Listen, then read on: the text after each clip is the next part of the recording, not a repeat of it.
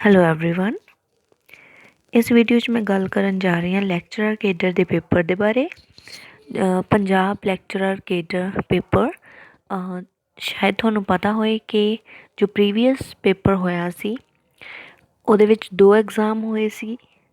First aptitude test and second subject का test होया सी ते दोनों जो पेपर है वो 150 मार्क्स दे होणगे। तो सब तो पहला एप्टीट्यूड टैसट दे स्ट्रक्चर की गल कर लैंदे हाँ।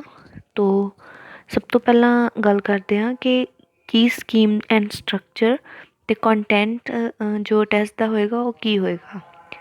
सब तो पहला क्वेश्चंस की अगर गल करिए तो objective type multiple choice questions होंगे।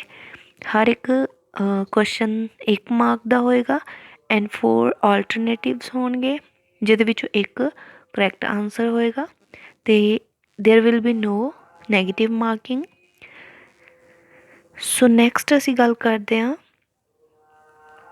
कि जो एप्टीट्यूड टैसट है ਉਹਦੇ ਵਿੱਚ स्ट्रक्चर ਤੇ ਉਹਦਾ कंटेंट की होएगा।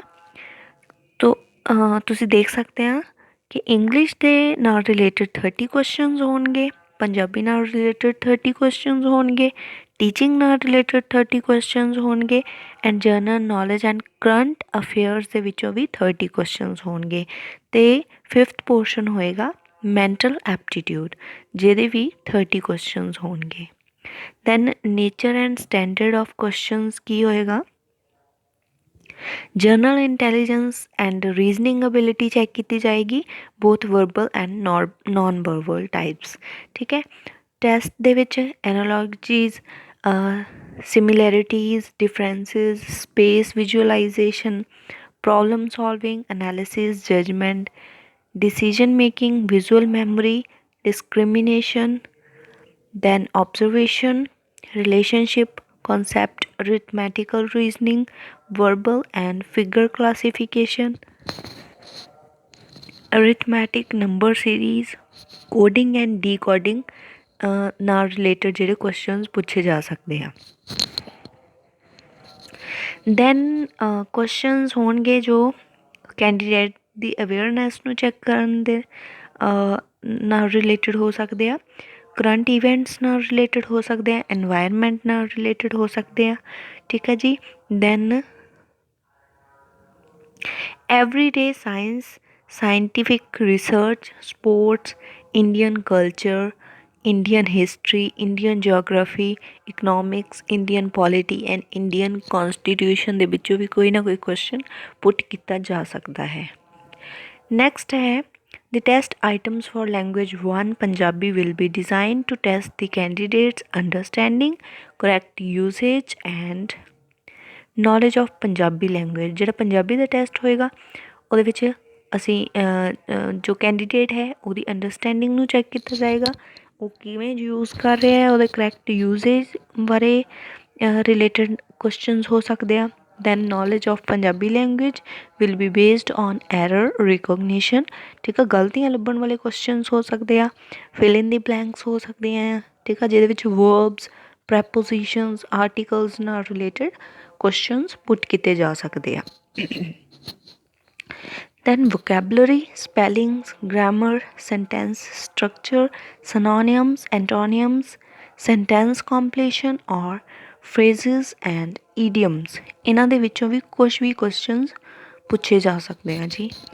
दैन है लैंग्वेज 2 जो इंग्लिश होएगा ਉਹਦੇ ਵਿੱਚ भी कैंਡੀडेट की अंडरस्टैंडिंग नाल related correct usage knowledge of English language and will be based on error recognition fill in the blanks. ठीक है। ये भी ये सारे क्वेश्चन पुट किए जा सकते हैं।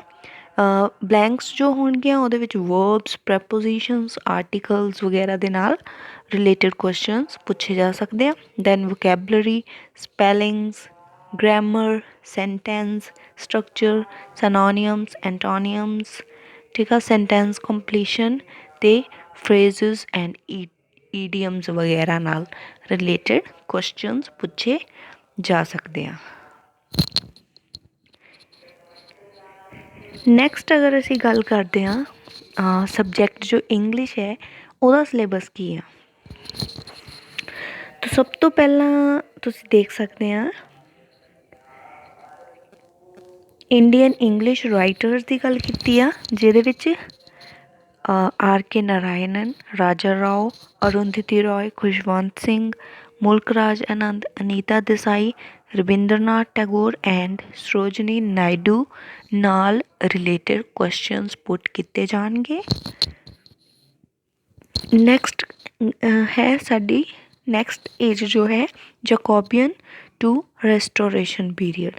ਠੀਕ ਆ, ਤਾਂ ਇਹਦੇ ਨਾਲ ਰਿਲੇਟਡ ਕੁਐਸਚਨਸ ਪੁੱਛੇ ਜਾ ਸਕਦੇ ਆ, ਜਿਹਦੇ ਵਿੱਚ ਮੇਨ ਜੋ ਸਾਡੇ ਰਾਈਟਰਸ ਹੋਣਗੇ John Donne and John Milton. ਠੀਕ ਹੈ ਜੀ। ਨੈਕਸਟ ਅਗਸਤਨ ਏਜ ਦੀ ਅਗਰ ਅਸੀਂ ਗੱਲ ਕਰੀਏ ਤਾਂ ਇਹਦੇ ਇੰਪੋਰਟੈਂਟ ਜੋ ਆਥਰਸ ਹਨ ਉਹ ਹਨ Alexander Pope, Jonathan Swift, Joseph Addison, Samuel Richardson and Henry Fielding. ਠੀਕ ਹੈ। ਅਤੇ ਦੈਨ ਰੋਮੈਂਟਿਕ ਏਜ ਦੇ ਵਿੱਚ ਜੋ ਅਗਸਟਨ ਏਜ ਹੈ, ਪਹਿਲਾਂ ਮੈਂ ਇਹਦੇ ਬਾਰੇ ਥੋੜ੍ਹਾ ਜਿਹਾ ਦੱਸੂੰਗੀ। ਇਹਨੂੰ age of pros and reason ਕਿਹਾ ਜਾਂਦਾ ਆ। ਅਤੇ ਇਹਦੇ ਵਿੱਚ ਜਿਹੜੇ ਇਹ ਵਾਲੇ ਮੇਨ ਆਥਰਸ ਆ ਇਹ ਬਹੁਤ ਜ਼ਿਆਦਾ ਇੰਪੋਰਟੈਂਟ ਆ। ਠੀਕ ਆ ਜੀ, ਤੋ ਇਹਦੇ ਬਾਰੇ ਡਿਟੇਲ ਦੇ ਵਿੱਚ ਪੜ੍ਹਨਾ ਪਏਗਾ। ਦੈਨ ਰੋਮੈਂਟਿਕ ਜਿਹੜਾ ਪੀਰੀਅਡ ਸੀਗਾ ਇਹਦੇ ਵਿੱਚ ਮੇਨ ਇਨਫਲੂਐਂਸ ਕਿਹਦੀ ਦੇਖੀ ਜਾ ਸਕਦੀ ਆ, ਰੋਮੈਂਟਿਕ ਪੋਇਟਰੀ ਦੀ, ਰੈਵੋਲਿਊਸ਼ਨਾਈਜ਼ ਇੱਕ ਰੋਮੈਂਟਿਕ ਪੋਇਟਰੀ ਦੀ, ਜਿਹਦੇ ਵਿੱਚ ਮੇਨ ਜਿਹੜੇ ਆਥਰਸ ਜਾਂ ਪੋਇਟਸ ਅਸੀਂ ਕਹਿ ਸਕਦੇ ਹਾਂ ਉਹ ਸੀਗੇ William Blake, William Wordsworth, Samuel Taylor Coleridge, Lord Byron, P Shelley, John Keats, Dorothy Wordsworth, Jane Austen, Sir Walter Scott, Mary Shelley and Matthew Gregory Lewis. ਇਹ ਸਾਰੇ ਬਹੁਤ ਜ਼ਿਆਦਾ ਇੰਪੋਰਟੈਂਟ ਆ, ਸੋ ਇਹਨਾਂ ਨੂੰ ਡਿਟੇਲ ਦੇ ਵਿੱਚ ਪੜ੍ਹਨਾ ਪਏਗਾ।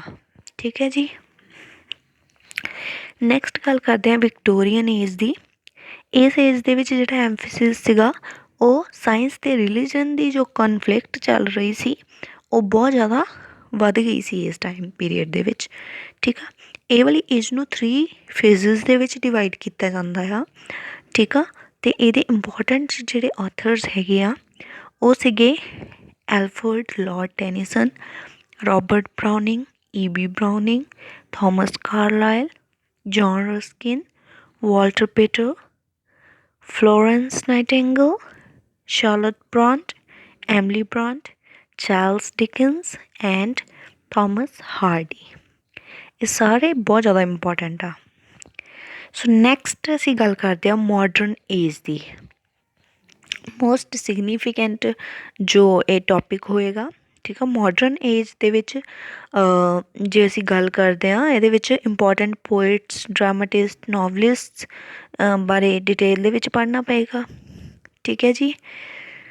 ਸੋ ਜੋ ਇਹ ਵਾਲੇ ਰਾਈਟਰਸ ਸੀਗੇ ਮੋਡਰਨ ਏਜ ਦੇ ਉਹਦੇ ਵਿੱਚ ਮੋਸਟ ਇੰਪੋਰਟੈਂਟ ਕਿਹੜੇ ਆ, T S Eliot, Virginia Woolf, Joseph Conrad, James Joyce, E M Forster, D H Lawrence, W B Yeats and George Bernard Shaw. ਠੀਕ ਹੈ ਜੀ। ਐਂਡ ਨੈਕਸਟ ਗੱਲ ਕਰਦੇ ਹਾਂ ਅਸੀਂ ਕੰਟੈਂਪਰਰੀ ਪੀਰੀਅਡ ਦੀ। ਇਹ ਟਾਈਮ ਪੀਰੀਅਡ ਬਹੁਤ ਜ਼ਿਆਦਾ ਇੰਪੋਰਟੈਂਟ ਸੀ ਇੰਗਲਿਸ਼ ਲਿਟਰੇਚਰ ਦੇ ਲਈ। ਅਤੇ ਇਹਦੇ ਵਿੱਚ ਜੋ ਇੰਪੋਰਟੈਂਟ ਆਥਰ ਸੀਗੇ ਉਹ ਸੀ Philip Larkin, Ted Hughes, Steve Smith, Seamus Heaney, Eavan Boland, George Orwell, William Golding, Doris Lessing, Graham Greene, Salman Rushdie and V S Naipaul and Stephen Leacock. ਇਹ ਸਾਰੇ ਬਹੁਤ ਇੰਪੋਰਟੈਂਟ ਆ, ਸਾਰਿਆਂ ਬਾਰੇ ਡਿਟੇਲ ਦੇ ਵਿੱਚ ਪੜ੍ਹਨਾ ਪਏਗਾ। ਦੈਨ ਲਿਟਰੇਰੀ ਟਰਮਸ ਦੇ ਵਿੱਚੋਂ ਕੋਈ ਵੀ ਟਰਮ ਨਾਲ ਰਿਲੇਟਡ ਤੁਹਾਨੂੰ ਕੁਐਸਚਨ ਪੁੱਟ ਕੀਤਾ ਜਾ ਸਕਦਾ ਆ। ਬਹੁਤ ਸਾਰੀਆਂ ਲਿਟਰੇਰੀ ਟਰਮਸ ਆ ਜਿਹੜੀਆਂ ਬਹੁਤ ਜ਼ਿਆਦਾ ਇੰਪੋਰਟੈਂਟ ਆ ਇੰਗਲਿਸ਼ ਲਿਟਰੇਚਰ ਦੇ ਵਿੱਚ। ਠੀਕ ਹੈ। ਦੈਨ ਗ੍ਰਾਮਰ ਅਤੇ ਲਿੰਗੁਇਸਟਿਕਸ ਦੀ ਅਗਰ ਅਸੀਂ ਗੱਲ ਕਰੀਏ ਤਾਂ ਬੇਸਿਕਲੀ ਕੀ ਕੁਐਸਚਨਸ ਪੁੱਟ ਕੀਤੇ ਜਾ ਸਕਦੇ ਆ ਕਿਹਦੇ ਨਾਲ ਰਿਲੇਟਡ, ਉਹ ਟੋਪਿਕਸ ਹੈ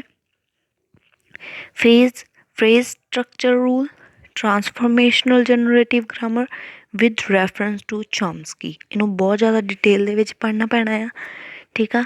then transformational rule, a brief introduction to semantic language, sociolinguistics, language variety, dialect, accent and register. Then has psycholinguistics, nature and application, behaviorist, cognitive and mental views of language learning and individual differences. And then ਅਸੀਂ ਗੱਲ ਕਰਦੇ ਹਾਂ linguistics ਨਾਲ related ਬਹੁਤ ਸਾਰੇ questions master cadre ਦੇ paper ਦੇ ਵਿੱਚ ਵੀ ਆਏ ਆ, ਇਸ ਵਾਰ ਵੀ ਲਾਸਟ ਈਅਰ ਵੀ ਆਏ ਸੀਗੇ। ਅਤੇ ਜੋ ਲੈਕਚਰਰ ਕੇਡਰ ਦਾ ਮੈਂ ਸੋਲਵ ਕਰਵਾਇਆ ਪੇਪਰ ਪਹਿਲਾਂ ਪ੍ਰੀਵੀਅਸ ਈਅਰ ਦਾ, ਉਹਦੇ ਵਿੱਚ ਵੀ ਤੁਸੀਂ ਦੇਖ ਸਕਦੇ ਹਾਂ ਕਿ ਲਿੰਗੁਇਸਟਿਕਸ ਨਾਲ ਰਿਲੇਟਡ ਵੀ ਬਹੁਤ ਸਾਰੇ ਕੁਐਸਚਨ ਸੀਗੇ। ਸੋ ਇਹਦੇ ਵਿੱਚ ਸਾਇੰਸ, ਸਪੀਚ ਐਂਡ ਰਾਈਟਿੰਗ,